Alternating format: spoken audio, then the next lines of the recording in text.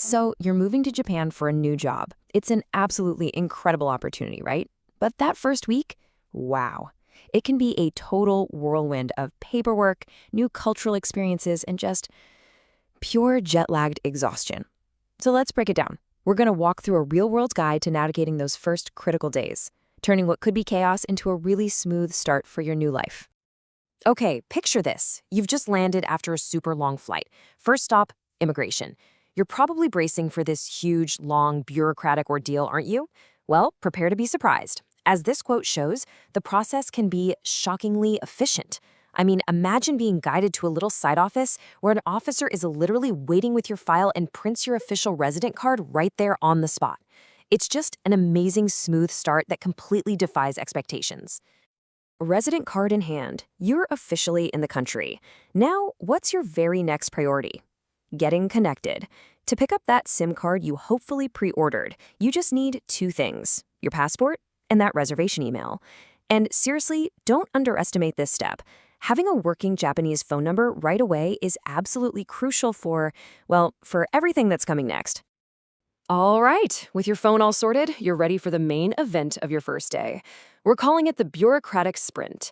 It's basically a series of essential administrative tasks that you've got to tackle, like, immediately. It definitely feels like a marathon, but trust me, it's perfectly manageable if you just know the correct order of operations. Now, listen up, because there is one unbreakable, golden rule to this sprint, an order you absolutely must follow. As you see here, you have to go to the city ward office first to register your address. Why? Because the bank won't even talk to you without the proof of residence you get from that ward office. If you get this order wrong, your day just grinds to a halt. So let's break down this checklist, shall we? As you can see, the city ward office is pretty straightforward, just your passport and visa. But then look at the list for opening a bank account.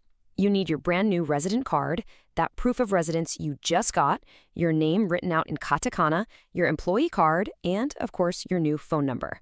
And pay really close attention to that pro tip. They will literally call your phone while you're standing there at the counter to verify that it's active. No joke.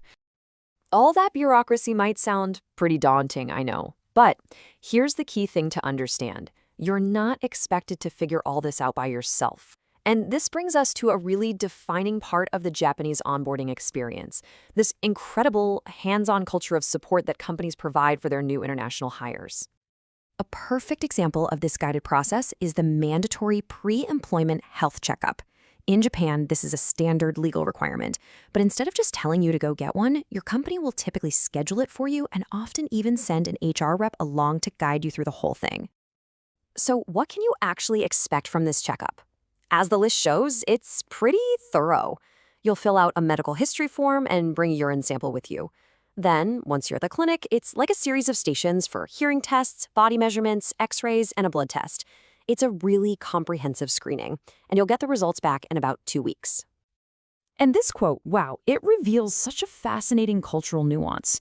Can you imagine having an HR person in the exam room with you translating everything? The person in our source material described it as a little bit intrusive, a total lack of privacy. And yet in the very same breath, they were so happy that she was here. It's this really complex, contradictory feeling like you're being overly assisted, but being so, so grateful for that exact same assistance.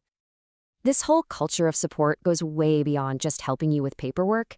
It's really about proactively creating an environment that respects your personal and cultural needs, making you feel genuinely welcome from the second you arrive. For instance, the person in our source was thrilled to find out her company had a dedicated prayer room. And during that medical check, she was allowed to keep her headscarf on, and the clinic gave everyone these modest, comfy pajamas to wear. Then, her new team threw a welcome party and went out of their way to find a restaurant that could cater to her dietary needs.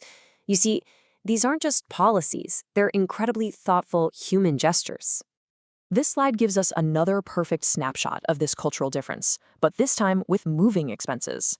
In a lot of Western companies, as you can see on the right, you're pretty much on your own. They give you a deadline, maybe a few months, and you have to figure out all the paperwork yourself. But the Japanese approach described here, well, as you can see on the left, an HR person literally sits down with you in your first week, and you fill out the forms right then and there, together. And while that super hands-on approach might feel a little unfamiliar at first, the outcome is undeniable. The task gets done, it gets done correctly, and a major item gets checked off your very, very long to-do list. And that is a huge relief in what is already a really stressful first week.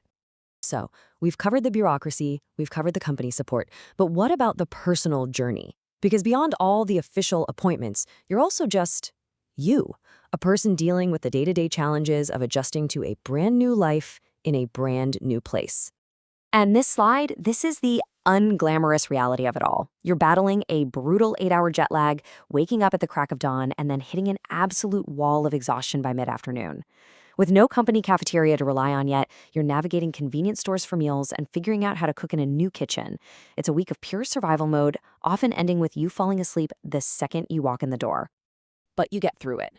You survive the jet lag, you conquer the bureaucracy, you somehow make it through that overwhelming first week, and you can finally take a breath. But just as you do, the next major challenge starts to appear on the horizon. And there it is. Just like the quote says, the next big goal is finding an apartment. The initial administrative sprint is over. Now, the real adventure of actually building a home and a life in Japan, that can truly begin. Which leaves us with this final, really thought-provoking question on the slide. Once all that frantic paperwork is done, and the company has guided you through the basics, what becomes the real challenge of starting over? Is it just the next logistical hurdle, like finding an apartment? Or is it something deeper, that more personal journey of finding your place in a completely new culture?